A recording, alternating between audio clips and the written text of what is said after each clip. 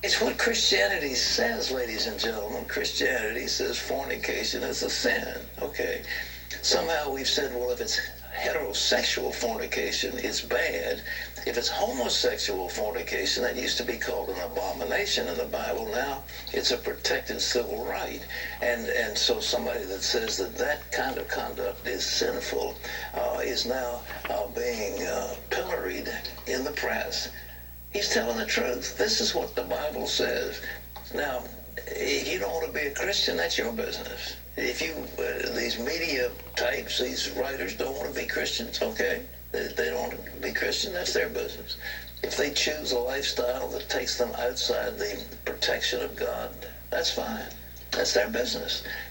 You can't tell them if they want to go to hell or heaven, that's their business. But don't tell somebody he can't speak specifically about what the Christian faith says about certain conduct. There isn't anything bigoted about that. That's what it says. So our hats off to somebody who's brave enough to say it, but well, let's hope the people at ESPN will man up and defend their guy for speaking what is truth. I love that, man. What a horrendous perversion of the word truth that he used at the end there. I don't know how many times I can go back to the same argument, but I have to go back to the same argument because I'm not hearing it from anybody else, and this is what is true. So again, what was Jesus's quote on homosexuality? One more time.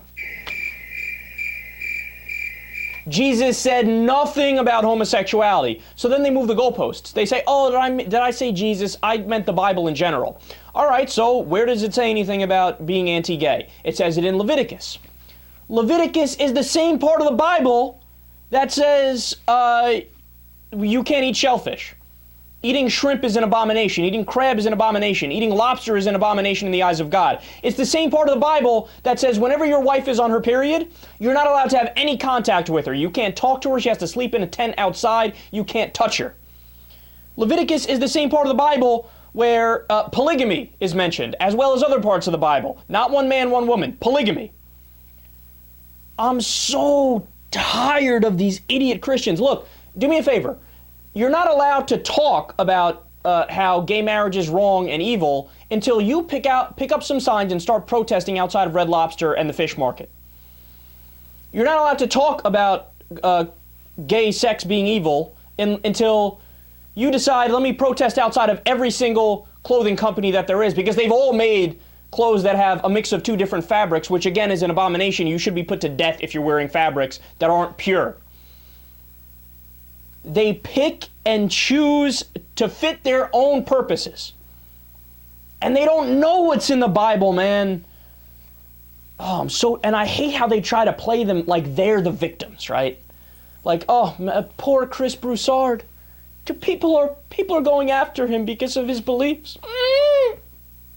Yeah, just like people went after people in the 1950s when they said some idiotic, ignorant shit about how interracial marriage is wrong, and they used the Bible as their justification. You know, it doesn't make him a bigot just because he's supporting the Bible. Well, again, slavery is in the Bible. Can somebody use that and say it's not bigoted? Me, bigoted? No, I'm just in favor of slavery. And it says it in the Bible. I'm just going by what the Bible believes. It doesn't mean I'm a bigot. Yes, it does.